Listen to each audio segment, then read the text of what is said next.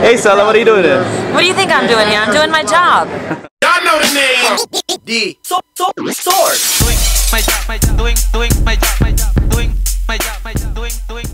Definitely. And on a different note, since Floyd won't fight Manny Pacquiao, have you started training for Floyd Mayweather? Because we've been waiting for that. Yeah, well, this is part of my training right here. Right here, right now, we're training. And Larry, since we have Mrs. Nonito Donaire Jr.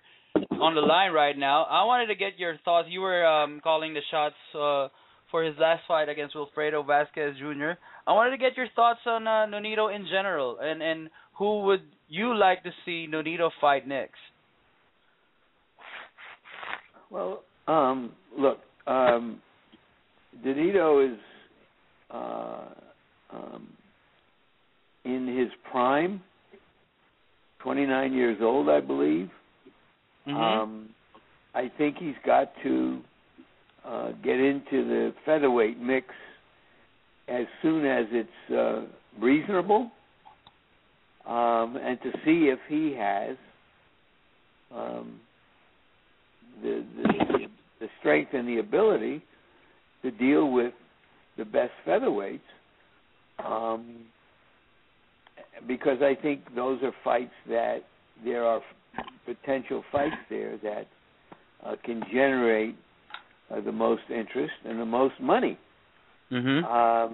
And I'm sure that's a goal. I can't name any individual at the moment that I want to see him fight. I don't think there are, look, there's talk of him fighting, what's his name, the Mexican... Arce? Arce? Hey, that's a big fight. That's a good fight. That's that would give him a chance to really break out, maybe. And let's see what happens then. Let's see if he becomes big enough that the top guys in his division, in those featherweight divisions, are willing to fight him. I actually saw Flash Elorde. Mm-hmm. I saw him fight at Madison Square Garden. What were your thoughts about him? He fought a great fighter, and for some reason his name jumps out of my head. The great Puerto Rican lightweight, who was a New Yorker actually, and lost in a tough, hard, bloody battle. And he had previously fought Sandy Sadler, I believe, who was a terrific featherweight champion. And going back, I don't even know if you know that,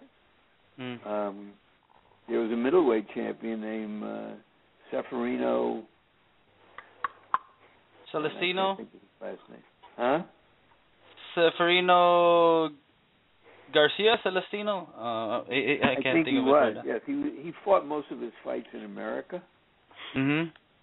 So there's a tradition there. But in the modern world with modern communications, it's a little easier to leap across the oceans and get people's attention. And I'm sure that the success of Pacquiao has a lot of gyms, packed with future Pacquiaos in the Philippines. Yes, there was Ceferino Garcia, who fought Henry Armstrong twice, by the way. Mm-hmm. And had a draw with him and lost to him.